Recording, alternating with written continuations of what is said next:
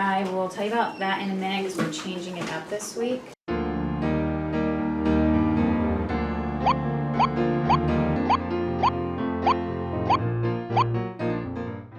What are you doing up there?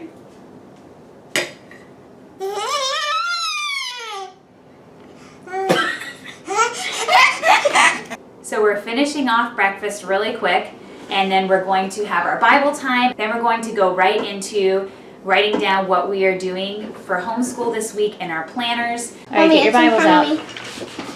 Look at me. That's really nice. He is a rock.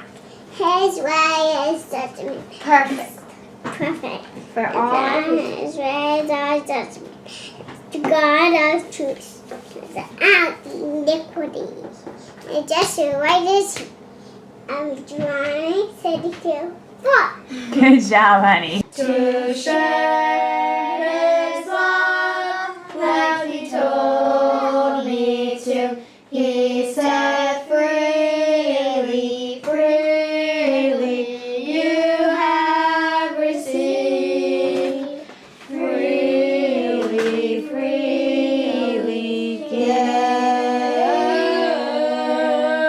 Go in my name and because you believe, others will know that I live. I got these really cool planners off of christianbook.com. They were only $5 a piece, and it's for the whole year planning out your school. And what we do every week is we get together normally on a Sunday, but we're doing this Monday morning. We write down everything that we need to work on this week each day. I get out my calendar and I look at it and I decide, okay, because of what we're doing this week, we need a lighter day this day and we can do a heavier day that day. Each child writes down exactly what lesson they're supposed to be doing every day, and it keeps us right on track. All right, so we have history is 19, 20, 21, 22, 23, okay? I will tell you about that in a minute because we're changing it up this week. So right in science, there's a spot for it unless it's already there. And if I cannot do school a certain day and someone else needs to jump in to teach for me, they're able to do that. It is a huge help when I have photo shoots. I can have the babysitter that's here is able to monitor, oh, okay, well, did you do this lesson here that it says you're supposed to do today, and be able to check up on everything. It has been a huge time saver and lifesaver for me. I kind of always have it in the back of my head that when we're doing school, we're all going to sit around the table really quietly and you know, just I'll help the kids with certain things, and we'll all just be thinking about our work and focusing. It is not reality.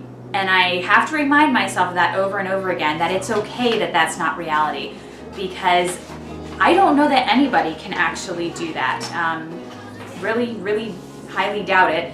I like to be organized on everything, and it's just also not reality. You can't always be organized on everything. When we're doing school, I think that the table's going to be nice and clear. We're just going to have each person have one book sitting here.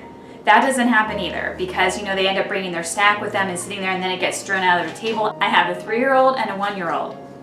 They do not sit quietly and do anything. And when we have everything at the table, they're up there coloring and joining us in with everything too. So it's almost never a completely organized and clean space. I have to remind myself of the Bible verse quite often that says, where there are no oxen, the crib is clean. In other words, if there's no oxen there, of course it's going to be perfectly clean in the stall. Well, if there are no children here, of course it would be perfectly clean. But there are children here, and I love that.